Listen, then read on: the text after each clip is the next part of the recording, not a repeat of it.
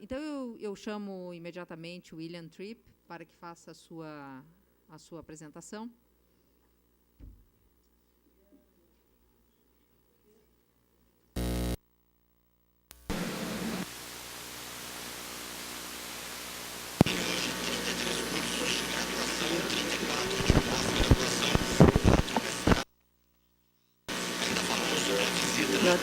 Yeah, now it's working. Okay. Yeah, you can give it to me. As I've got 25 minutes. Já que eu só tenho 25 minutos, eu vou ter que falar rapidamente. My name is Willem Meu nome é William Tripp e eu sou o William, do William Idris. Como vocês podem ver, esses são os morangos que fornecemos no verão. Eu posso dizer que nós temos um concorrente na Holanda e eles fizeram os morangos de inverno. Então lá se vai a sazonalidade. Nós não comemos morangos no inverno na Holanda. Esse é o Dres e eu. Nós éramos alunos da Universidade de Varnos e eu estudei o desenvolvimento de agricultura econômica. Eu fui para Honduras, Bangladesh e Egito para trabalhar com ONGs e fazer pesquisa em como desenvolver em áreas rurais os fazendeiros, mas o que eu notei quando eu estava estudando é que eu era mais comercial do que científico ou social. Então eu decidi começar minha carreira fazendo uma empresa. Eu aprendi marketing, então após o meu estudo eu fui para a Heineken e trabalhei 8 anos na Heineken. Vocês talvez conheçam, e eu pensei que faria um hobby do meu trabalho, um hobby do meu trabalho.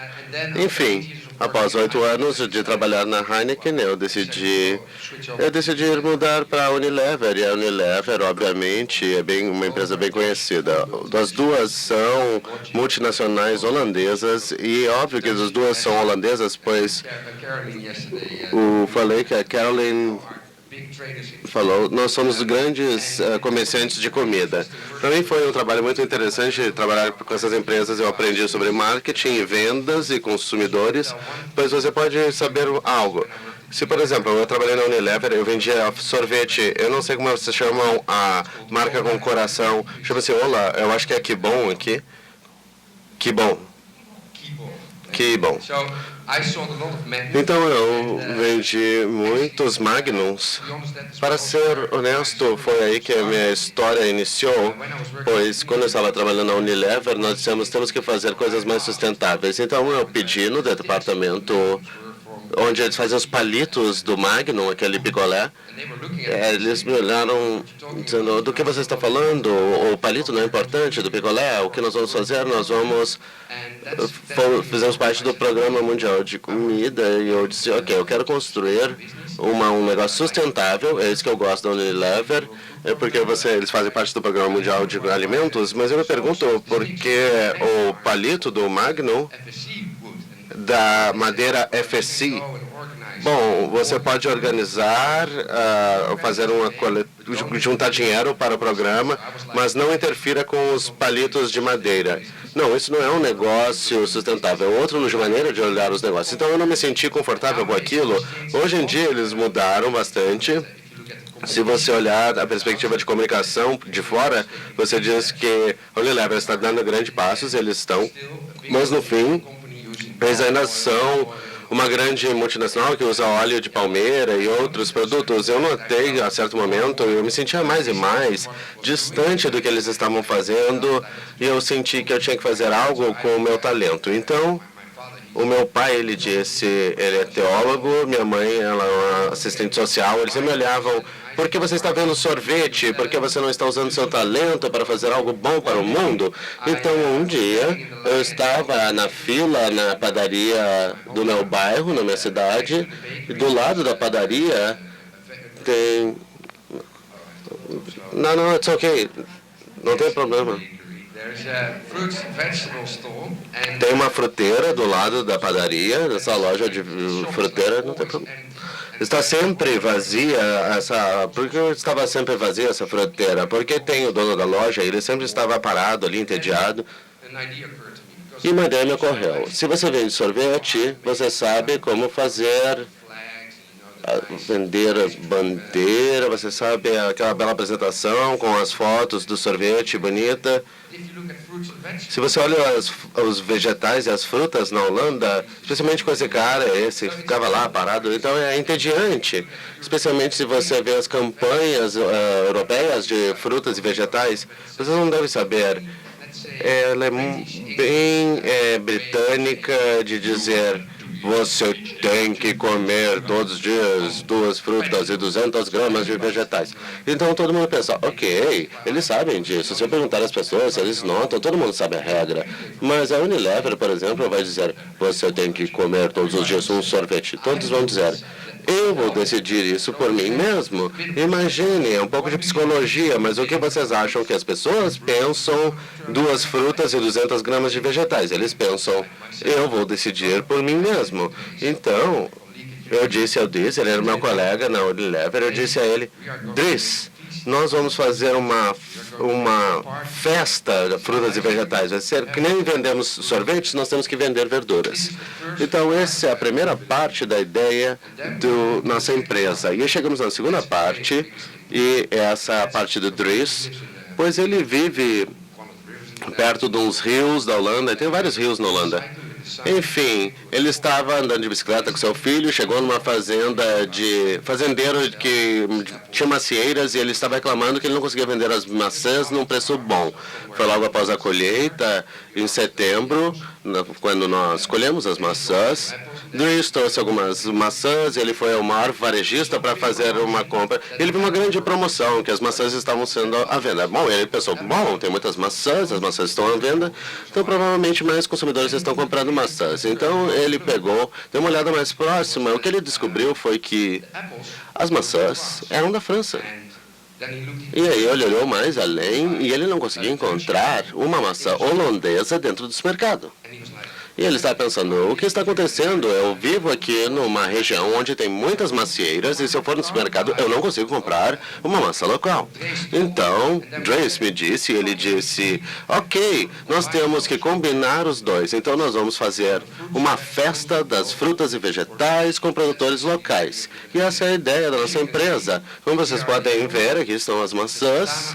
É a maçã Santana, de Schaafsloot, que é na região central da Holanda. Primeiramente, eu vou dar um pano de fundo. Essa aqui é a Holanda, é um país bem pequeno. Nós temos 37 mil quilômetros quadrados de área. Quantas vezes acaba no Rio Grande do Sul? Eu acho que é 3 vezes menor que o Rio Grande do Sul. Temos 17 milhões de habitantes vivendo na Holanda, os países nórdicos. Se você olhar os fazendeiros, atualmente nós temos 68 mil produtores. Nós tínhamos 72 mil quando eu comecei, mas nos últimos 10 anos caiu significativamente. 30% dos produtores pararam. Então, caiu de 100 mil para 70 mil em 10 anos. Então, ao mesmo tempo, a área produtiva diminuiu. Menos 60% a área usada para a produção. Mas a produção aumentou em 40%. Isso não é orgânico, eu posso garantir. Então, vocês podem ver que nós temos uma produção altamente intensa. Obviamente, a Holanda é conhecida pelo leite, depois do leite vem as frutas e os vegetais. O que você vê é que nós somos um grande país de negociante, de bom no comércio. Se você olhar os números, nós importamos tanto, nós somos os maiores importadores de verduras e vegetais. Eu acho que é o segundo maior depois da China. É impressionante. Nós também vendemos. Entra e aí sai direto para a Alemanha, para a Inglaterra e outros países. Então somos como negociantes natos. Isso é geração após geração de negociantes. Eu sou um negociante também. Então, eu faço o que meus antepassados faziam. O que você vê, o que está acontecendo é que tem tanta negociação, nós só queremos ter mais produtos para negociar. E é isso que você vê nas políticas também. Por exemplo, na Holanda, o nível do preço das frutas e verduras é muito menor do que aqui. Se você for no supermercado aqui no Brasil, e eu já visitei alguns, eu fiquei chocado com os preços. Nós pagamos muito pouco. Se você quer comprar 500 gramas de tomate, Na temporada alta, você paga 49 centavos de euro, que é equivalente a 70 centavos. É R$1,50, na verdade. É isso que você paga pelos tomates. Bom, isso é porque tem muitos produtos lá. Não é vendido, é exportado, é feito... Esse é o mercado. Nós podemos comprar cerejas do Chile no inverno por R$1,50. É como R$2. É isso aí, são 500 gramas de cereja. Então, nós viemos num mercado bem diferente. É a razão pela qual, quando você vai para o Albert Heijn, uma cadeia de supermercados da Holanda, você não compra maçãs locais. Porque é estranho, pois nossas maçãs são exportadas para a Rússia e as peras vão para a China. Imagine que você vive do lado de uma macieira e tem uma pera e você sabe que aquela pera vai acabar na Rússia e você vai comer uma pera do Chile. É muito estranho. Então, a distância dos consumidores até a comida é gigantesca. E o que acontece é que nós, os holandeses, nós jogamos com as regras e nós temos uma maneira muito limpa de produzir. Então, se você testar os produtos, eles são muito limpos em termos de agrotóxicos. E os belgas e os alemães sabem disso, mas os holandeses, eles acham que tudo é limpo, pois está no supermercado, então dá para confiar naquilo. Mas nós importamos de países onde usam muitos pesticidas. Então, os holandeses, na verdade, estão comprando comida barata com pesticida e produzindo comida de boa qualidade e exportando essa. Você não quer viver lá, mas eu vivo. Então, falando sobre o supermercado, isso é interessante também. Eu poderia falar 2 horas sobre isso, pois já que eu trabalhei na Unilever, nós, obviamente, estamos ocupados com os supermercados o tempo inteiro. Nós estudamos o supermercado, o consumidor, o comportamento do consumidor dentro do supermercado, e isso tem sido um grande benefício, pois eu e o meu colega tínhamos uma ideia de fazer uma festa de frutas e vegetais e trabalhar com produtos locais. Nós dissemos, temos que trazer isso ao supermercado. Eles têm que entender isso, mas no momento que está acontecendo na Holanda é que você tem uma fórmula de desconto, estão fazendo um upgrade. Por um lado, nós temos uma crise, a qualidade top está diminuindo. Então, o que está acontecendo? Todos os supermercados estão ficando próximos uns dos outros, no mesmo nível. Então, uma das maiores questões no nível de supermercado é o preço e qualidade medíocre. E essa pressão está crescente e é uma oportunidade, pois os supermercados, eles realmente precisam fazer algo. Se você olhar a percentagem, eu visitei a Ceasa, o Ceasa local, e vocês ainda fazem... Deixa eu mostrar. Se você ver a situação do sistema de alimentos na Holanda, tem muito poder nos compradores. Eu tirei essa imagem da Holanda, do professor da Holanda. Lá tinha o número 7 anotado ali naquele ponto vermelho. E agora são 5. Então só tem negociantes dentro da cadeia de supermercados. Se olhar lá de cima, você tem 68 mil produtores, você tem 6.500 unidades de processamento de alimentos e depois você tem 1.500 fornecedores que podem discutir com a mesa de compras. E aí, agora temos 24 varejistas e vai cair para 12 em alguns anos. E daí você tem 4.500 supermercados. Os supermercados têm uma fatia do nosso consumo de 85%. Então, 85% de nossa fruta vem de supermercado.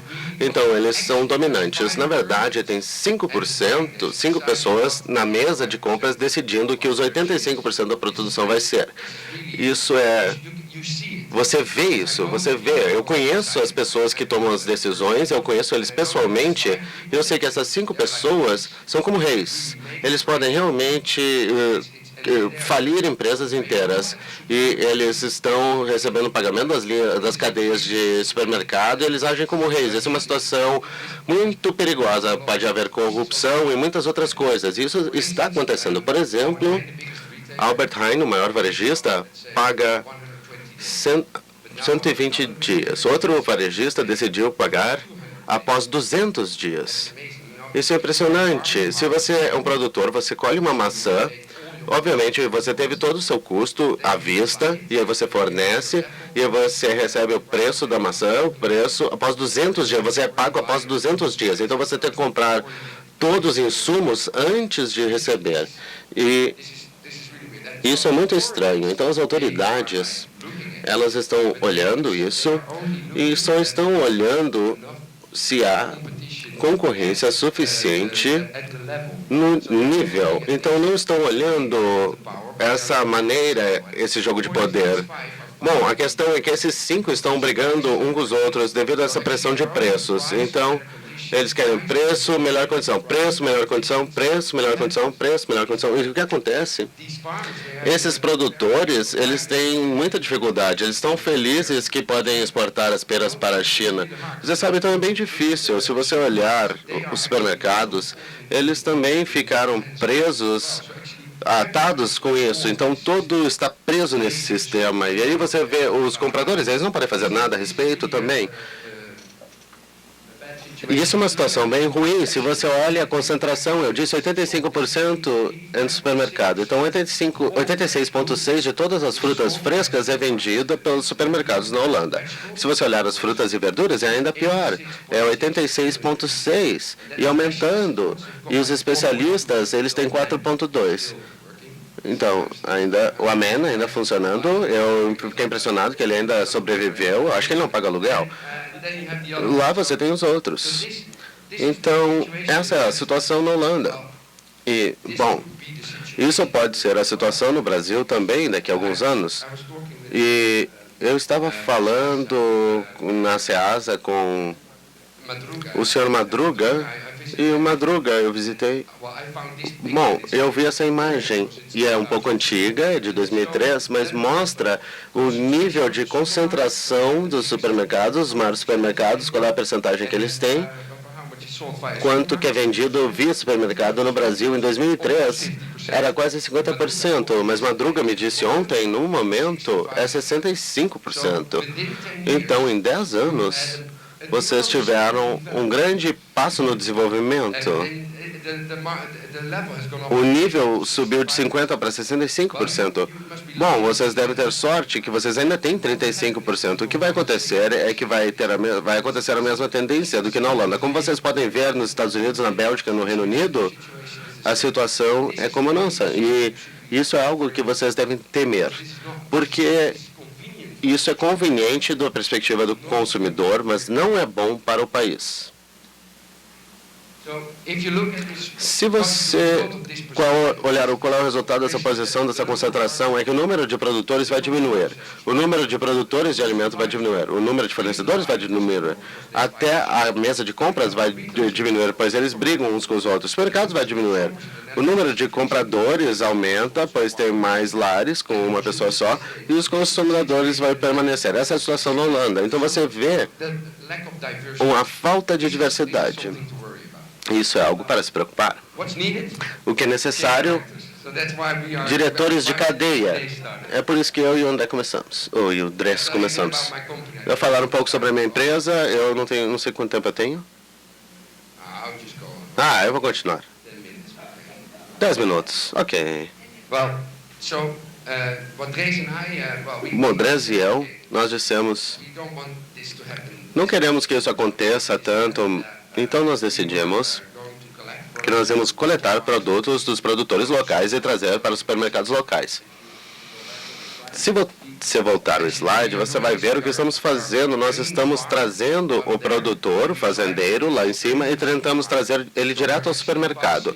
Então, nós estamos passando pelo intermediário, mas não estamos realmente passando essa mesa de compras ou intermediário. Nós dissemos que eles estavam criando um grande problema, pois eles só estavam cuidando de preço e condição de pagamento. Nós dissemos, você tem que mudar, você tem que fazer algo diferente. Caso contrário, seus supermercados vão ser todos iguais. E eles entenderam isso. Eles ainda estão brigando por isso, mas eles sabem que estão fazendo as coisas erradas, mas não sabem como resolver. Estão capturados no sistema. O que nós dissemos é, se você olhar a perspectiva do consumidor, as pessoas sabem disso. Essa manhã, já foi dito, os consumidores não são idiotas, eles sabem o que está acontecendo.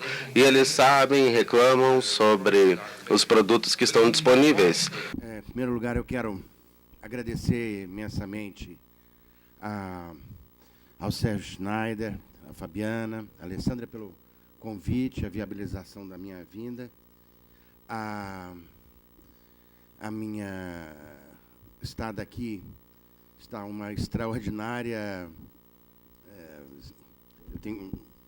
me deu uma extraordinária satisfação intelectual, sensorial e gastronômica.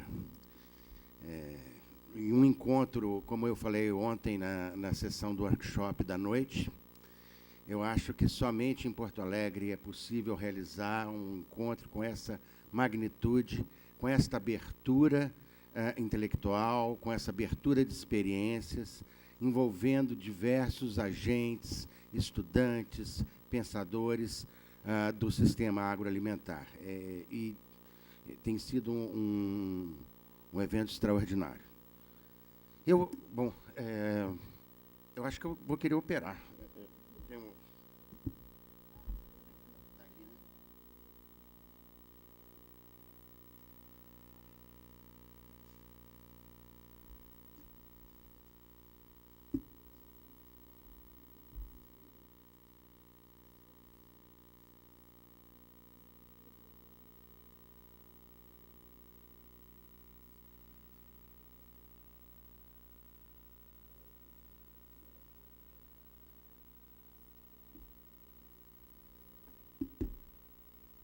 Bom,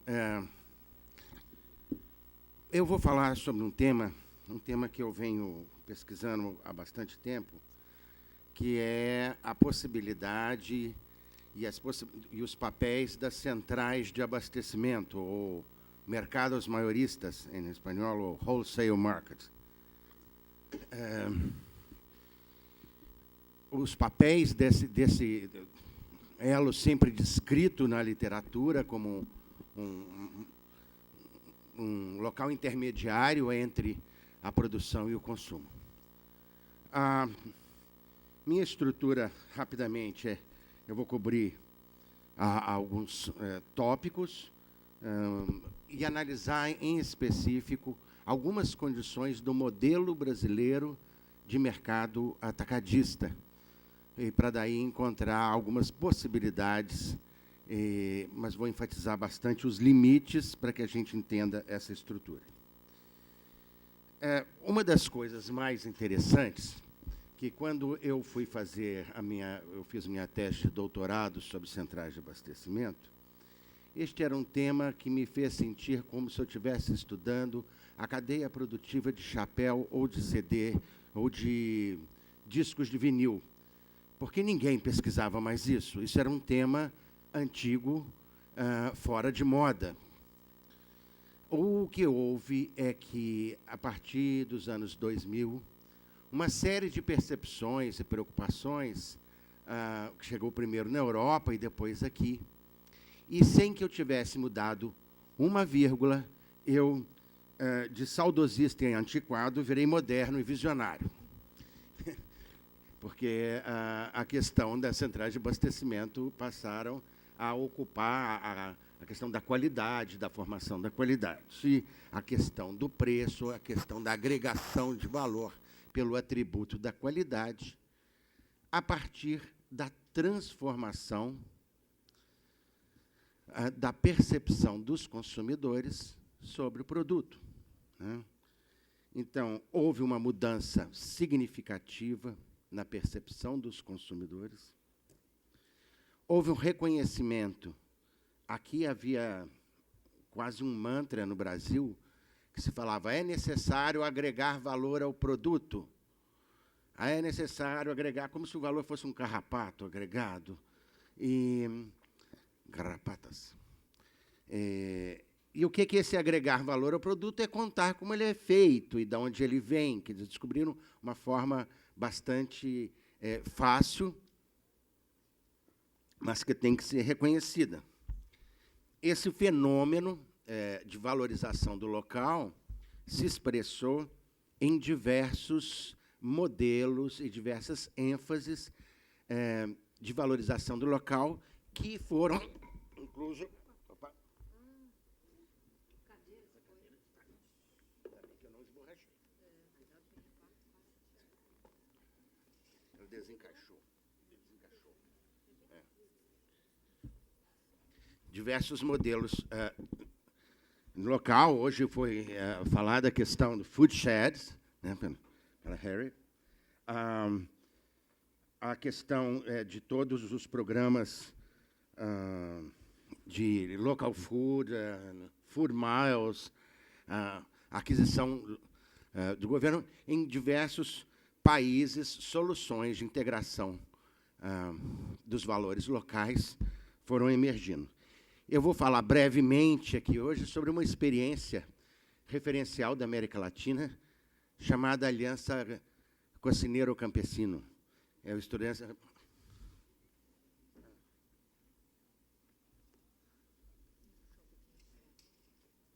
que é a experiência do Peru, como um dos casos referenciais de integração entre gastronomia e desenvolvimento rural. A partir dessa percepção, eu oriento a construção da minha fala para buscar entender qual o papel dos mercados atacadistas, dos mercados maioristas, nesse novo contexto. Sabendo, William, nossa situação é muito melhor do que a da Holanda, em relação à concentração. Essa foi uma pesquisa feita sobre o local de compra de produtos frescos. Então, apenas 80% dos consumidores vão aos supermercados. No caso da Holanda, você olha que a concentração é 86%. Felizmente, nós não estamos nessa situação. Isto coloca um grande desafio, e a gente acabou de ver que há uma grande solução.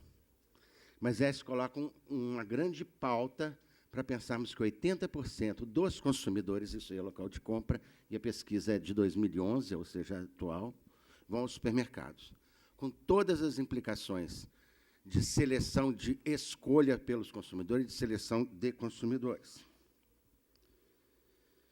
Muito bem, como é que nós vamos, então, analisar os mercados atacadistas brasileiros? O nosso modelo é um modelo inspirado no modelo espanhol da Mercasa, do nosso sistema de centrais atacadistas,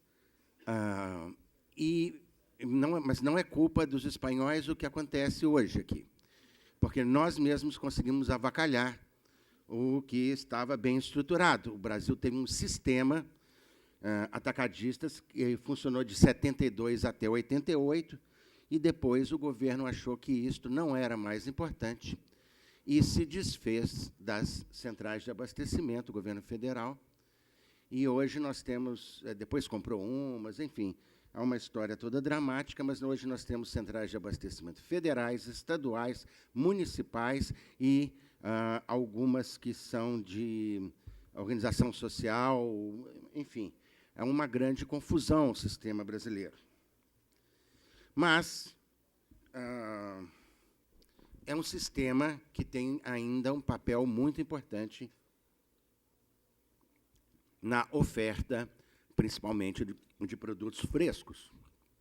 E é um sistema latino-americano. Um estudo que eu fiz para a FAO, consegui identificar, é um dado relativamente pouco conhecido, e nós temos no Brasil 76 mercados atacadistas, e na América Latina são 291, de todo o tipo de tamanho, porque, e o curioso é que nós não temos uma classificação, uma tipologia consagrada para estes mercados.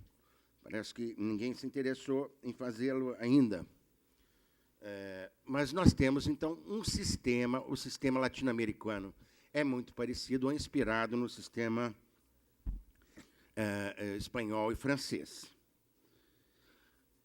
Eu fui dirigente de uma central de abastecimento de grande porte aqui no Brasil, e, nesse ponto da palestra, eu devia falar, olha, as centrais de abastecimento são um elo promotor da qualidade, da formação de valor, é a partir dele que se selecionam os produtores, mas, como eu não sou mais dirigente e eu estou aqui na categoria de acadêmico, eu posso levar alguns questionamentos que vamos levar a ver que não é bem assim. Hoje, toda a tendência, toda a questão, toda a discussão sobre cadeias curtas, isso na concepção da FAO, que é o órgão para a Agricultura e Alimentação da ONU, é que o circuito curto é uma forma de comércio baseada na venda direta de produtos frescos ou de safra, que implicam nenhum ou, eventualmente, só um intermediário.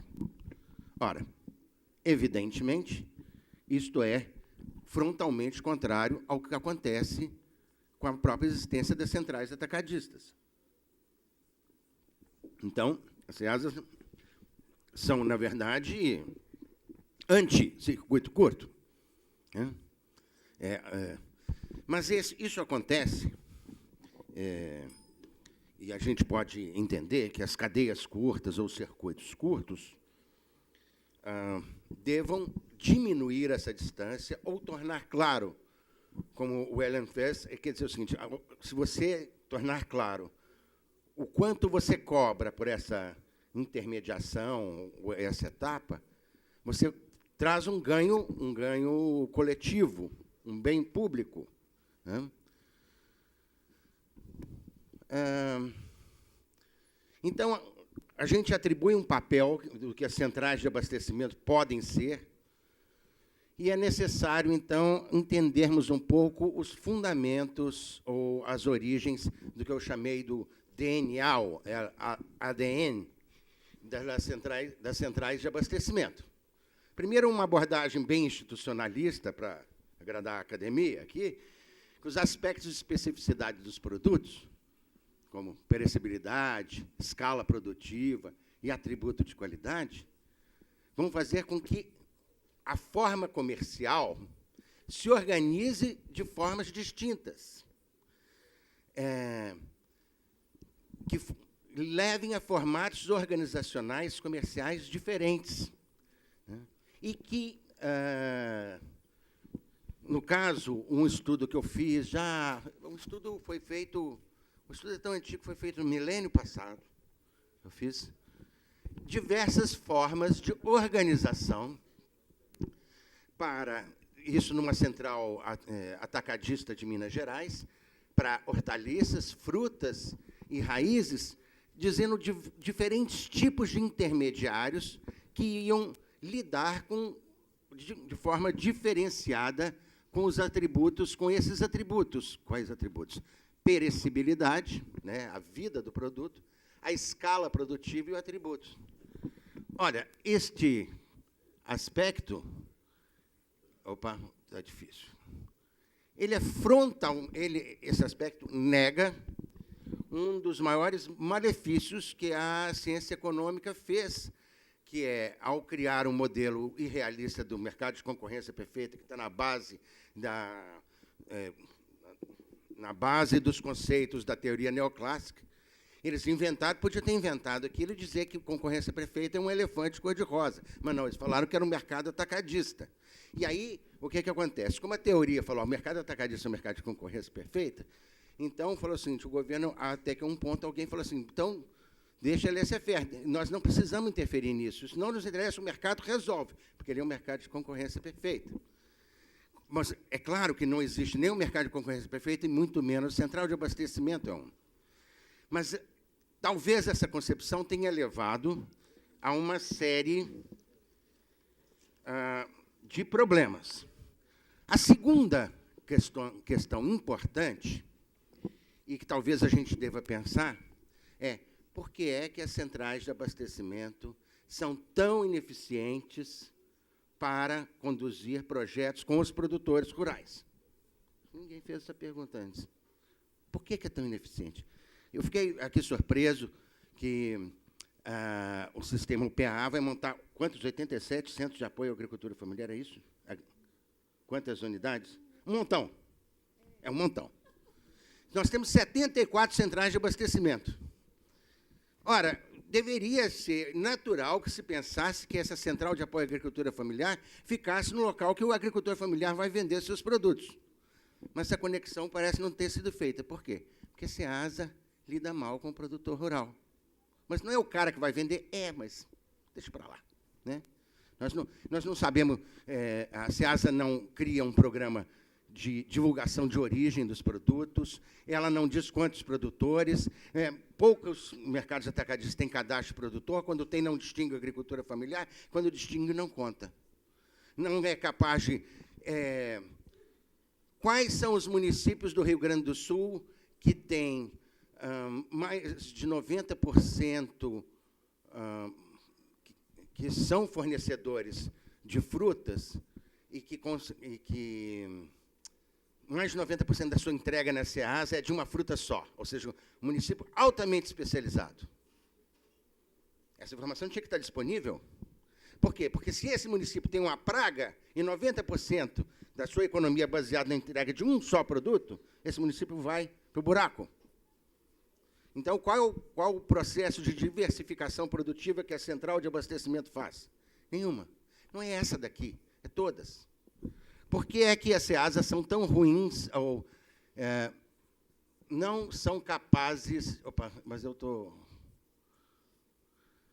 de atuar com efetividade com os produtores? Porque a noção de território e de cultura local, de organização social e comunitária, em essência, das relações sociais, não faziam parte do arcabouço teórico que montou as centrais de abastecimento. Por quê? Porque o que se esperava é que as centrais de abastecimento favorecessem a difusão de técnicas modernas e gerenciamento da produção. Ou seja, siga o mercado, use o veneno certo e não me enche o saco. Ora, isto está na base dos documentos que criaram o sistema brasileiro. Esse negócio de tentar entender o local, cultura, não faz parte. Por isso que as centrais de abastecimento não dão conta. Porque no DNA delas não está isso. Mas, uma coisa, em muitas centrais de abastecimento, os espaços foram privatizados. Os espaços de uso livre foram apropriados, viraram permanentes. Qual o problema disso? Vender dá muito mais lucro do que produzir. E uma das coisas interessantes, e que se fala muito das perdas agrícolas, nós temos uma história virtuosa no Brasil de assistência técnica, de desenvolvimento de tecnologia, mas essa história virtuosa termina quando o produto está pronto. Aí ele vai ser vendido e o produtor pode perder até 70% do valor na transação. Então, qual que é a nossa situação real? Nós perdemos 30% da produção física e o produtor ainda perde 70% do valor. Só que ninguém fala nessa perda, por quê? Todo mundo fala, é preciso elevar a renda rural. Mas qual é a assistência técnica que ele tem na hora comercial? A nenhuma o mercado resolve. Sendo assim, resolvi pontuar alguns limites expressivos sobre este elo que é sempre elogiado, colocado como o ponto central da economia. Primeiro, as centrais de abastecimento brasileiras não têm um referencial temático, institucional e organizacional claro, que oriente as suas ações estratégicas. Não tem porque tínhamos um sistema, não temos mais. Este tema também não seduz o governo. Nenhum dos 5 ministérios da agricultura do governo federal se interessa por Ceasa. Nós temos vários ministérios, agricultura, familiar, MDA, MDS, enfim. Eles acham que ninguém fala mal de Ceasa. É gozado, é o único lugar que não se fala mal de Ceasa. A outra coisa, o Madruga apresentou, quem estava na mesa dele hoje, a quantidade comercializada nas centrais de abastecimento está estável nos últimos 10 anos. A população cresce, o PIB cresceu e a quantidade de alimentos permaneceu a mesma. Ou seja, está perdendo espaço. O crescimento da quantidade comercializada foi para algum outro lugar. O preço já não é mais formado dentro das centrais de abastecimento. É formado pelos atacadistas. Os supermercados montaram centros de distribuição fora das centrais de abastecimento. As centrais não criaram espaços diferenciados para produtos orgânicos ou de terroir. Mas é sempre um programa, você vai ver um dirigente, olha, gente, nós estamos planejando fazer uma área para produção orgânica.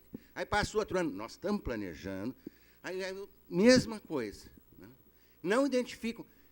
Você tem um box, você poderia fazer, olha, este aqui é uma área livre para produtores de tal região. Qual que é o custo disso? Uma plaquinha. Quer dobrar o custo? Ilumina a plaquinha. Quer triplicar? Piscando. O que seria isso? O consumidor ia falar assim, porra, dessa região, que legal. Por que não se faz isso? Porque não está na programação, não se entende, a SEASA não entende que isso é um valor em geral, a SEASA. Né? 6. As ações de melhoria pós-colheita são pontuais. Né? Uma das formas de você agregar um valor é melhorar a qualidade, a pós-colheita, a embalagem. Em algumas centrais de abastecimento, isso é feito de forma assistemática. A maioria das centrais de abastecimento brasileiro coletam dados estatísticos sobre preço, origem, quantidade comercializada. Os dados são todos coletados, enviados para um site e ninguém acessa. Mas eles são coletados.